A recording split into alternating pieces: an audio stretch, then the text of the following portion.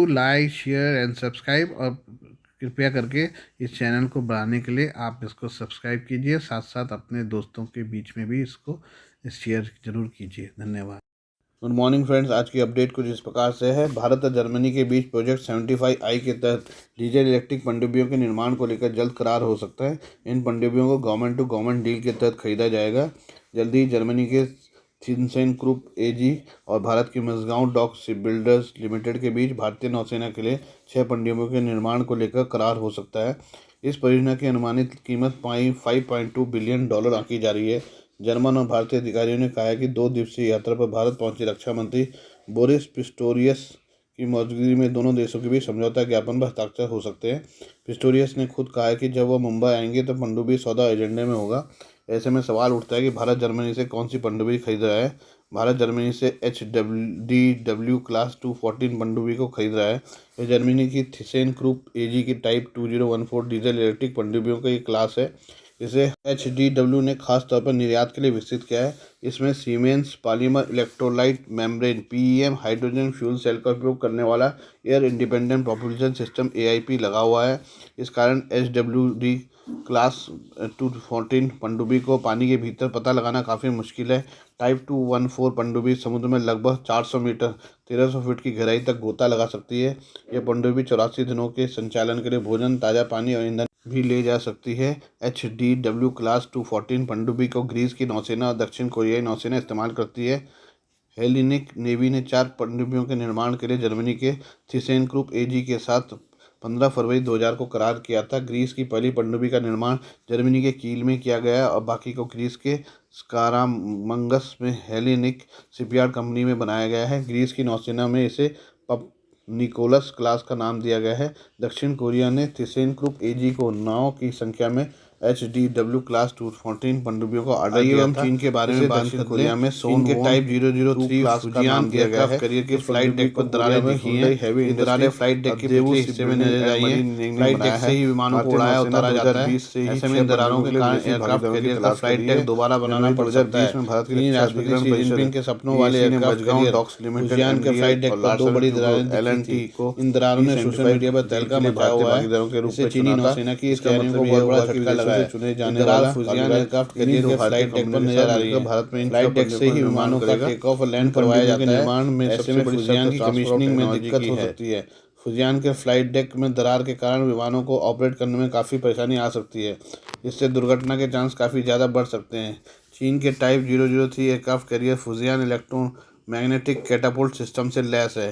चीन का दावा है कि इसकी ताकत अमेरिकी एयरक्राफ्ट कैरियरों के जैसे ही है। फुजियान एयरक्राफ्ट कैरियर का डिस्प्लेसमेंट 80,000 टन से अधिक है। ऐसे में इसके विशाल आकार का अनुमान लगाया जा सकता है। फुजियान एयरक्राफ्ट कैरियर की लंबाई 300 मीटर, अधिकतम चौड़ाई 78 मीटर की है। लंबाई या चौड़ाई की तुलना में अमेरिका के सबसे आधुनिक एयरक्राफ्ट कैरियर USS गेराल्ड और फोर्ड के बराबर है। चीन का फुजियान एयरक्राफ्ट कैरियर बड़ी संख्या में लड़ाकू विमानों को ऑपरेट कर सकता है। इलेक्ट्रोमैग्नेटिक कैटापुल्ट सिस्टम के कारण इस एयरक्राफ्ट कैरियर से भारी भरकम लड़ाकू विमानों को भी टेक ऑफ कराया जा सकता है। फुजियान एयरक्राफ्ट कैरियर में चीन ने अत्याधुनिक रडार भी लगाए हैं जो 500 किलोमीटर की दूरी तक के क्षेत्र में स्कैन कर सकते हैं। इससे चीन समुद्र में दुश्मनों की हरकतों पर नजर रख सकता है। चीन फुजियान एयरक्राफ्ट कैरियर पर J-15 लड़ाकू विमान, J-15 electronic warfare system, J-35 fixed wing early warning aircraft ने KJ-600 और सशस्त्र ड्रोन तैनात कर सकता है। आइए हम प्रधानमंत्री नरेंद्र मोदी के अमेरिकी दौरे के बारे में बात कर लें। प्रधानमंत्री नरेंद्र मोदी इसी महीने के आखिरी हफ्ते में अमेरिका के दौरे पर जा रहे हैं। इस दौरान भारत और अमेरिका में कई रक्षा समझौते होने की भी संभावना है। इन्हीं में से एक है M77 हाइजर की लंबी दूरी तक मार करने वाले गोले की डील। PM मोदी के वाशिंगटन पहुंचने से 2 हफ्ते पहले अमेरिका रक्षा मंत्री लॉयड ऑस्टिन भारत आए हैं। इस दौरान उन्होंने भारत और अमेरिका में होने वाले रक्षा समझौते को लेकर रक्षा मंत्री राजनाथ सिंह के साथ चर्चा की है। बैठक के दौरान तेजस लड़ाकू विमान के इंजन का भारत में निर्माण पर भी सहमति बनने के आसार हैं। भारत और अमेरिका के बीच लंबे समय से अटके MQ-9B गार्जियन ड्रोन की डील भी फाइनल हो सकती है। M777 हाइजर के long range manoeuvring projectile LRMP गोले को अमेरिका हथियार निर्माता कंपनी जनरल एटॉमिक्स ने तैयार किया है। इस नए गोले की अधिकतम रेंज 150 किलोमीटर है। भारत पिछले कई साल से M777 हाइजर का इस्तेमाल कर रहा है। इस गन को खासतौर पर चीन से लगी सीमा में तैनात किया गया है। बाकी तोपों की अपेक्षा वजन में हल्का होने के कारण M777 को आसानी से पहाड़ी इलाकों में तैनात किया जा सकता है। ऐसे में चीन का मुकाबला करने के लिए भारत को M777 के नए गोले की बहुत ज़्यादा ज़रूरत है। ऐसी एयर स्पेस 2003 इवेंट के दौरान जनरल एटॉमिक्स ने खुलासा किया था कि उसके नए 155 mm के गोले को M777 पोजिशन से दागा जा सकता है। इसके अलावा उसे 39 कैलिबर बैरल वाली तोपों से भी फायर किया जा सकता है। कंपनी ने बताया कि इस गोले की रेंज 150 किलोमीटर तक की है। यह नया लॉन्ग रेंज मैन्यूवरिंग प्रोजेक्टाइल बाकी तोप के गोलों से बिल्कुल अलग है। इस गोले में चौड़े पंख जुड़े होते हैं जो एक निर्धारित ऊंचाई पर पहुंचने के बाद ऑटोमेटिक खुल जाते हैं। इससे तोप का गोला तेजी से अपने लक्ष्य की ओर बढ़ता है। ऐसे में इस गोले की रेंज बाकी के गोले की अपेक्षा काफ़ी बढ़ जाती है। जनरल एटॉमिक्स ने खुलासा किया कि इस साल के अंत तक लॉन्ग रेंज मैन्यूवरिंग प्रोजेक्टाइल का प्रोडक्शन शुरू कर दिया जाएगा। अभी यह गोला परीक्षण के दौर से गुजर रहा है। अमेरिका का लक्ष्य नए गोले को 127 mm के तोप से फायर करने योग्य बनाने की भी है। ऐसे में लॉन्ग रेंज मैन्यूवरिंग प्रोजेक्टाइल की रेंज घटकर 100 किलोमीटर हो जाएगी।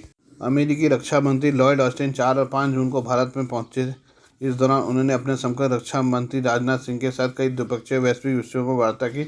इस दौरान दोनों देशों के बीच एक नई रक्षा पहल इंडस एक्स शुरू करने की घोषणा की गई है। अमेरिकी रक्षा मंत्री की भारत यात्रा इसलिए भी अहम रही क्योंकि इस महीने के अंत में प्रधानमंत्री नरेंद्र मोदी का अमेरिका दौरा होना है। नई दिल्ली में बैठक के दौरान दोनों नेताओं ने द्विपक्षीय रक्षा सहयोग के मुद्दों पर विस्तार से चर्चा की।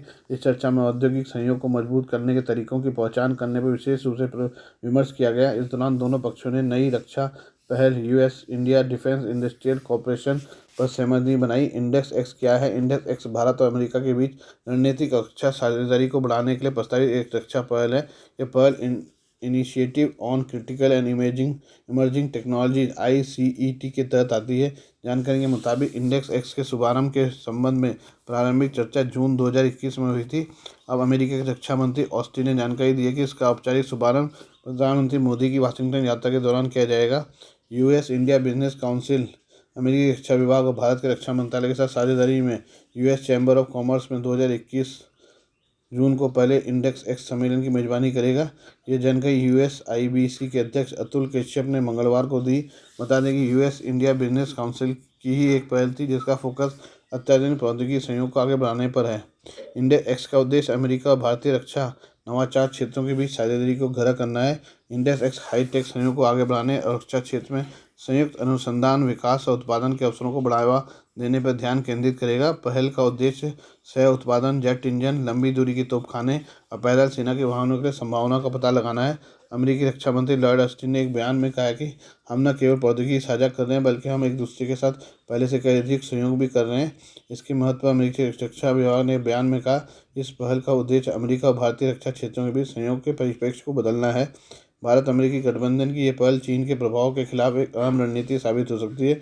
वहीं दूसरी ओर भारत रूस अपनी सुरक्षा निर्भरता को कम करने के लिए अमेरिका के साथ अपने रक्षा संबंधों को प्रगाढ़ कर रहा है। अभी भी रूस भारत का सबसे बड़ा हथियार आपूर्तिकर्ता बना है। हालांकि भारत के हथियारों के बाजार में रूस की हिस्सेदारी 2017 में 62% से घटकर 2022 में मात्र 45% रह गई है। 11% हिस्सेदारी के साथ फ्रांस के बाद अमेरिका भारत का तीसरा सबसे बड़ा हथियार आपूर्तिकर्ता है। इंडेक्स एक्स अब भारत को अपने रक्षा पोर्टफोलियो में विविधता लाने में मदद करेगा जो मेक इन इंडिया अभियान को भी बढ़ावा देगा। भारत रक्षा निर्यात पर अपनी निर्भरता कम करने और इसके बजाय स्थानीय विनिर्माण क्षेत्र को बढ़ावा देने के प्रयास कर रहा है। मोदी सरकार ने खासकर दूसरे कार्यक्रम में रक्षा निर्यात बढ़ाने पर विशेष जोर दिया। यही कारण है कि भारत ने मार्च 2023 को समाप्त होने वाले वित्तीय वर्ष में रक्षा निर्यात में ऐतिहासिक वृद्धि दर्ज की है। पिछले वित्तीय वर्ष में भारत की कुल रक्षा निर्यात $1.95 बिलियन आंका गया था जो एक रिकॉर्ड है। दरअसल भारत कई तरह के रक्षा उपकरणों का निर्यात कर रहा है जिनमें हेलीकॉप्टर, नौसैनिक जहाज, विमान, मिसाइल और बख्तरबंद वाहन शामिल हैं। सरकार ने 2025 तक रक्षा निर्यात में $5 अरब हासिल करने का लक्ष्य रखा है। आइए अब हम रूस यूक्रेन युद्ध के बारे में बात कर लें। रूस यूक्रेन के बीच चल रहे युद्ध को 1 साल से ऊपर का समय हो गया लेकिन इसका क्या परिणाम होगा इसका अंदाज़ा लगाना काफ़ी मुश्किल है। अब यूक्रेन सरकार ने रूस पर उसके विशाल डैम को नष्ट करने का आरोप लगाया है। यूक्रेन ने कहा है कि बांध के टूटने से युद्ध क्षेत्र में बाढ़ का पानी फैल गया है। राष्ट्रपति वोलोदिमीर जेलेंस्की ने इस हमले के बाद एक तत्काल बैठक के लिए यूक्रेन की राष्ट्रीय सुरक्षा और रक्षा परिषद को तलब किया। रिपोर्ट में बताया जा रहा है कि यूक्रेन का यह बांध एक परमाणु संयंत्र के पास है। मॉस्को और कीव दोनों ने बांध के विनाश के लिए एक दूसरे को दोषी ठहराया है। यूक्रेन के विदेश मंत्री दमित्री कुलेबा ने सोशल मीडिया पर लिखा कि रूस ने हजारों नागरिकों को खतरे में डालते हुए कखोका बांध को नष्ट कर दिया है। उन्होंने कहा कि यह एक जघन्य युद्ध अपराध है। यूक्रेन के अधिकारियों ने कहा कि अगले 5 घंटों में पानी गंभीर स्तर तक पहुंच सकता है। क्षेत्रीय गवर्नर अलेक्जेंडर प्रोकोडिन ने अपने टेलीग्राम चैनल पर एक वीडियो में कहा कि 5 घंटे में पानी गंभीर स्तर तक पहुंच जाएगा। निप्रो के पश्चिमी तट पर 10 गांव और खेसान शहर का एक हिस्सा बाढ़ के खतरे का सामना कर रहा है और लोगों से निकासी की तैयारी करने का आग्रह किया गया है। सोशल मीडिया पर प्रसारित वीडियो में विस्फोट से प्रभावित बांध को दिखाया गया है और तेजी से पानी के बहाव को दिखाया गया है। वहीं वहां कुछ लोग भी हैं जो इसे काफ़ी खतरनाक बोल रहे हैं। कुछ ही घंटों में जलस्तर मीटर तक बढ़ गया। बता दें कि कखोका बांध यूक्रेन की विशाल निप्रो नदी पर बना हुआ है। विशेष रूप से 2014 में मॉस्को द्वारा कब्जा किया गया यह बांध क्रीमिया प्रायद्वीप को पानी की आपूर्ति करता है, लेकिन यूक्रेनी सेना ने 2022 के अंत में रूस से इसे वापस ले लिया था।